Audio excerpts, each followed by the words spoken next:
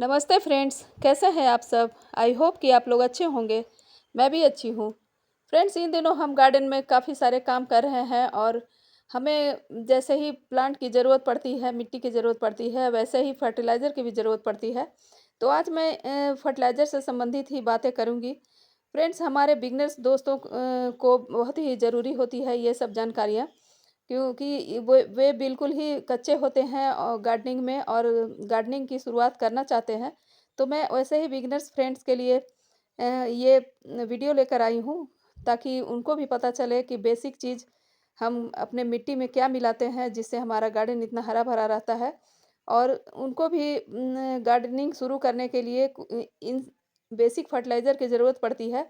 तो आज मैं बेसिक फर्टिलाइज़र की ही बात करूँगी दोस्तों, जो गार्डनिंग में बहुत ही यूज़फुल है और बिना उनके इन बेसिक सामानों के या फर्टिलाइज़र के हमारा गार्डनिंग प्रॉपर वे में नहीं हो सकता है। तो आज इसी टॉपिक पर मैं बात करूँगी। वीडियो में अंत तक बने रहिएगा दोस्तों। वीडियो अगर अच्छी लगे तो लाइक ज़रूर कीजिएगा। लाइक से रीच बढ़ती है दोस्तों, और हमें हमारे वीडियो बनाने के लिए हौसला भी मिलता है। और चैनल में नए हैं तो सब्सक्राइब भी कीजिएगा अगर मेरी वीडियो अच्छी लगेगी तो, मेरी जानकारी अच्छी लगेगी तो।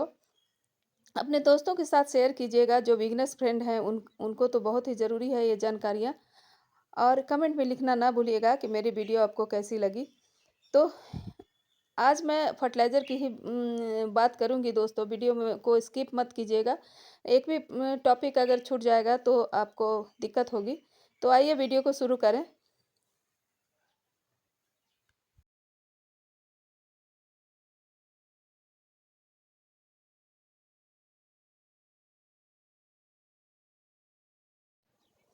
Hello friends, welcome back to my channel. Friends, ये सब कुछ क्लिपिंग मेरे गार्डन की है, जो बहुत ही खूबसूरत हो गया है इन दिनों। बारिश के मौसम में सारे पौधे लहलहा रहे हैं, खूब अच्छी फ्लावरिंग भी हो रही है। और इन सब फूलों में मैं क्या करती हूँ, क्या फर्टिलाइज़र डालती हूँ और कैसे मेरा गार्डन इतना हरा भरा हो गया है, ये सब बातें इस वीडियो में करूँगी दोस्तों। और बतलाऊँगी कि कौन कौन से फर्टिलाइज़र हमें शुरुआती तौर पर लेने चाहिए, जिससे हमारा गार्डन बहुत ही खूबसूरत बन जाए, हमारे पौधे बहुत ही लॉन्ग लास्टिंग करें। बहुत सारे फ्रेंड का ये शिकायत रहता है कि हम नर्सरी से पौधे तो लाते हैं, लेकिन ज़्यादा दिन नहीं चल पाते और मर जाते हैं। तो उन्हीं लोगों के लिए वीडियो है। उम्मीद है कि उन लोगों को काफ़ी हेल्पफुल होगी। तो आइए वीडियो को शुरू करें। फ्रेंड्स, हमारे गार्डन में सबसे पहले हम मिट्टी लेते हैं, जो गार्डन सॉइल होता है। तो हम कहीं से भी मिट्टी लें तो उसका ऊपर का लेयर ही लें। कहीं भी खेत की मिट्टी हो या हमारे गार्डन की ही मिट्टी हो तो ऊपरी लेयर ही लें। ऊपरी लेयर में उपजाऊ क्षमता ज़्यादा होती है। और उसको मिट्टी को हल्की भुरभुरी करने के लिए हम सैंड मिलाते हैं। तो दोस्तों, अगर हम 60% मिट्टी लेते हैं तो 20% सैंड हमें ज़रूर लेना चाहिए। अगर आपके यहाँ की मिट्टी चिकनी हो, तो अगर सैंडी सॉइल हो तो उसमें बालू मिलाने की ज़रूरत नहीं है। एक और चीज़ हम मिलाते हैं, वो है कोकोपीट। तो कोकोपीट को भी हम मिला सकते हैं। कोकोपीट जो है मॉइस्चर होल्ड करता है। तो थोड़ी मात्रा इसकी मिलाएं, ज़्यादा मात्रा नहीं मिलाएं। मिट्टी को भुरभुरी करने के लिए इसको मिलाते हैं, और पोरस बनाने के लिए भी इसको मिलाते हैं। तो थोड़ी थोड़ी मात्रा में मैं दोनों चीज़ मिलाती हूँ। सैंड 20%, 20% ये कोकोपीट। कई लोग धान की भूसी भी मिलाते हैं, लेकिन मैं नहीं मिलाती हूँ दोस्तों, क्योंकि मेरे एरिया में धान की भूसी आराम से नहीं मिल जाती है, मिलती है, इसलिए जो मेरे पास रहता है मैं उसी को मिलाती हूँ। तो मिट्टी को हल्की करना बहुत ज़रूरी है दोस्तों। पहले जब मैंने भी बिगिनर्स बिगिनिंग में जब मैंने गार्डनिंग शुरू की थी, उस समय मुझे भी नहीं पता था, और मैं जैसे as it is garden soil में पौधे लगाती थी, तो कुछ ही दिनों में पौधे मरने लगते थे। लेकिन मुझे ये नहीं पता था कि मिट्टी को हल्की करनी चाहिए।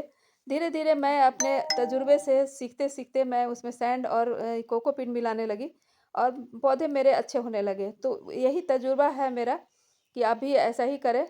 और बेसिक फर्टिलाइज़र में सबसे पहला चीज़ है कि आप अ, काऊ डंग कंपोस्ट, जो पूरा डिकम्पोज्ड हो, 2 साल पुरानी काली हो गई हो, जो वैसा काऊ डंग कंपोस्ट, गोबर की खाद आप ले सकते हैं, जो आपके एरिया में मिल जाता हो या नर्सरी वाले रखते होंगे। काऊ डंग कंपोस्ट या वर्मी कंपोस्ट। वर्मी कंपोस्ट भी बहुत अच्छा कंपोनेंट है आपके गार्डन के सॉइल में मिलाने के लिए फर्टिलाइज़र के तौर पर। तो ये देखिए, ये काऊ डंग कंपोस्ट है, इसका ऐसा टेक्सचर होता है। और दूसरा ये अ, वर्मी कंपोस्ट। तो दोनों में से कोई एक चीज़ मिलाएं दोस्तों। और अगला ये देखिए, ये सब सारी खादें हैं जो मैं यहाँ पर आपको बताने के लिए रखी हुई हूँ। ये 5 खाद जो है हमारा बहुत बेसिक है और इसको आप ज़रूर मिलाएं। उसके बाद अगर कुछ मिलाना हो तो मिलाएं, लेकिन बहुत ज़्यादा ओवर फर्टिलाइज भी नहीं करना चाहिए। ये सारे खाद मेरे ऑर्गेनिक हैं। तो सबसे पहले उसमें काऊ डंग कंपोस्ट है और ये 2 साल पुराना डिकम्पोज्ड है, देखिए भुरभुरी हो गई है। तो ऐसा ही आपको लेना है काऊ डंग कंपोस्ट अगर आप लेते हैं तो। ताज़ी गोबर की खाद नहीं लें, वो सही नहीं रहता है, वो आपके पौधे को मार देगा क्योंकि उसमें गर्मी काफ़ी होती है। तो डिकम्पोज्ड हुआ हुआ काऊ डंग कंपोस्ट लें। तो ये सबसे बेसिक चीज़ है दोस्तों। हम कुछ भी नहीं अगर मिलाएं और काऊ डंग कंपोस्ट डिकम्पोज हुआ मिला दें, तो उससे भी बहुत हद तक फर्टिलाइज़र की रिक्वायरमेंट पूरी हो जाती है, क्योंकि उसमें सारे कुछ रहते हैं दोस्तों। और अगला नंबर ये है वर्मी कंपोस्ट का, जो आमतौर पर नर्सरी में आसानी से मिल जाती है। तो ये भी केंचुए की खाद होती है दोस्तों। काऊ डंग गोबर को ही डिकम्पोस्ट करके केंचुआ इस तरह से भुरभुरी करके बनाता है। तो न्यूट्रिएंट्स इसमें भी होते हैं। और ये भी अच्छा माना जाता है फर्टिलाइज़र के लिए। बिगनर्स को ये दोनों में से कोई एक ही खाद लेना चाहिए, क्योंकि दोनों का काम एक ही जैसा है। तो ये तो सबसे पहली खाद ये है दोस्तों। अगर इसको मिला लें अपनी मिट्टी में तो ज़्यादा कुछ मिलाने की ज़रूरत नहीं है। अगला है ये नीम की खली। नीम की खली भी आपको नर्सरी में बड़े आराम से मिल जाएगी, 60-70 रुपये केजी।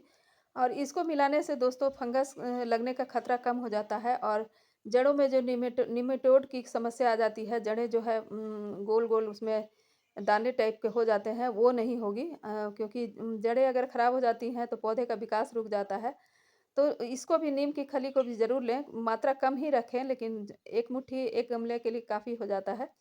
और अगला ये फर्टिलाइज़र है बोन मील। तो ये है phosphorus rich fertiliser.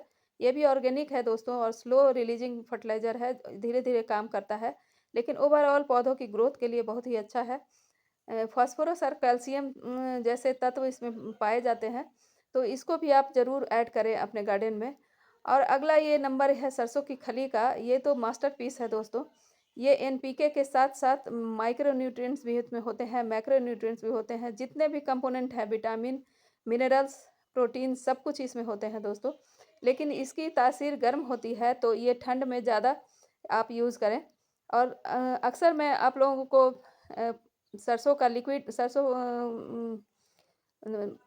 Mustard cake का लिक्विड फर्टिलाइज़र बनाते हुए मैं दिखाती हूँ, डालते हुए दिखाती हूँ। तो ये भी बहुत ज़रूरी कंपोनेंट है आपके गार्डन के लिए, लेकिन ये ठंड शुरू हो जाए तभी डालें। इसके लिक्विड बनाएँ और या पाउडर फॉर्म में डालें, लेकिन इसकी मात्रा कम ही होनी चाहिए। तो इस तरह से देखिए, हमारा हर पौधा एक बहुत ही सुंदर कहानी कहता है। वो उसका कारण यही है कि ये बेसिक फर्टिलाइज़र हम यूज़ करते हैं, जो कि ऑर्गेनिक है। और ऑर्गेनिक फर्टिलाइज़र में एक बहुत बड़ा फ़ायदा ये है कि अगर ज़्यादा भी डल जाती है तो साइड इफ़ेक्ट इसका नहीं होता है।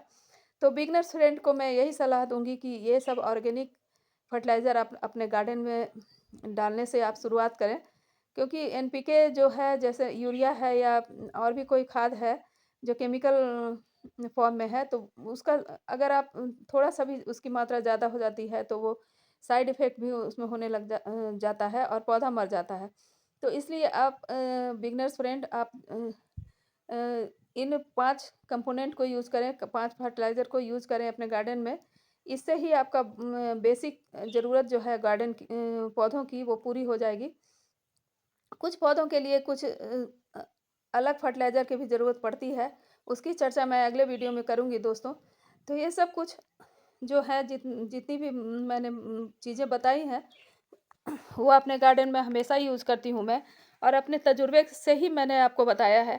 बहुत सारे मेरे फ्रेंड्स और रिलेटिव्स पूछ रहे थे कि कौन-कौन खाद परचेज़ करने चाहिए, कौन-कौन खाद डालने चाहिए। अपने गार्डन में, तो उनको मेरी यही सलाह है कि इन्हीं सब खादों का यूज़ करें अपने गार्डन में, ताकि आपका गार्डन भी, अगर आप पॉट में गार्डनिंग करते हैं तो इन सब खाद की आपको बहुत ज़रूरत पड़ेगी। ज़मीन वालों को खाद की उतनी ज़्यादा रिक्वायरमेंट नहीं होती है, लेकिन अगर उसमें भी अगर ये सब खाद डाले जाएँ तो बहुत ही अच्छा ग्रोथ होता है दोस्तों। और समय-समय पर आप नीम ऑयल का भी स्प्रे करते रहें, ताकि ऊपर से भी आपका जो पौधा है उसमें किसी कीड़े का अटैक ना हो। ज़्यादातर मिलीबग या स्पाइडर माइट का अटैक होता है दोस्तों। तो आप नीम ऑयल की 4-5 बूँदें 1 लीटर पानी में डालें और 4-5 बूँदें आप लिक्विड सोप का डालें, हैंड वॉश का या फिर लिक्विड सोप का, और उसको अच्छी तरह से मिला लें और उसका स्प्रे करते रहें। तो आपके पौधों में जो कीड़े लगते हैं, पेस्ट लगते हैं, उसका भी कंट्रोल हो जाएगा। तो इस तरह से आप अपनी गार्डनिंग शुरू करें इन फर्टिलाइज़र के साथ, और देखिए कितना अच्छा पौधा आपका चलता है। तो उम्मीद है कि मेरी ये जानकारी आपको अच्छी लगी होगी। अगर अच्छी लगी होगी तो लाइक, शेयर, सब्सक्राइब करना ना भूलें, और मिलती हूँ एक नए वीडियो में एक नए टॉपिक के साथ। तब तक happy gardening. Okay, bye bye my friends.